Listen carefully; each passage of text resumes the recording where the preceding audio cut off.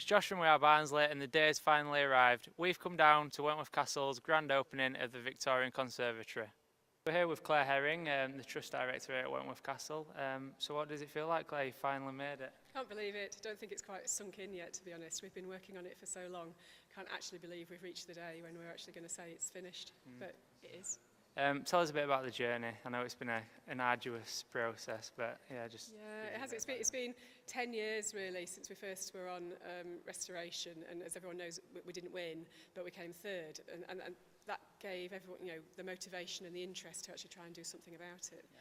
So lots and lots of local people donated, sponsoring a pane of glass, and we raised a lot of money through that, which allowed us to then start work and bring in the big grants from Heritage Lottery and the other funders. And the Angel Awards recently runners up. Would you like to have had a trophy there as well, or is it a bit disappointing? Or? Well, it's always disappointing to come second, isn't it? Yeah. I think it's kind of almost the worst place to be. But we got lots of fabulous compliments from other heritage projects around the country, and it was really good to meet with other people who've also been on the same journey, because we could all understand the ups and downs that we've been through, and actually everyone's projects were fantastic. And the opening times, is that the entry as well, the admission, is that all included in the car park? Or? Yeah, that's right. So it's our normal gardens admission will include the conservatory. Opening times will just be a little bit shorter than the rest of the garden, because that will just allow people to find their way back down to the visitor centre and use toilets and things like that before they leave. And this statue behind us, what's very striking. Yeah, what's the story behind that? Okay, he's called the Blackamoor, and he dates from about 1715, and he was bought by Thomas Wentworth, who was the guy who actually built the house. And he represents a slave from that period.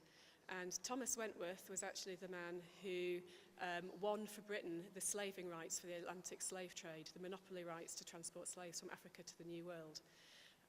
So at that time, it became the most popular garden statue that there was.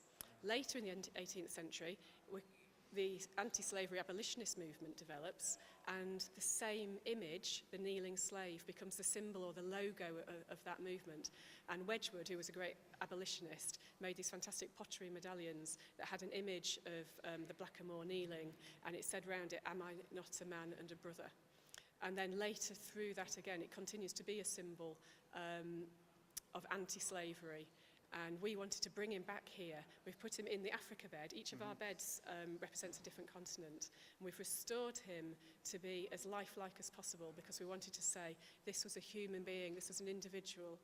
And the wealth of the English country house, we've all got to stand up and recognise, actually in the 18th century, a lot of it came either from plantations or slave ships or some kind of interest in slavery. So it's a very bold statement to say, well, actually, it's a talking point, and to say, well, do you know what? This is actually where a lot of the wealth came from, and we all need to sort of stand up and acknowledge that. So, just congratulations, really, on restoring a brilliant thing, really. So, yeah, well done.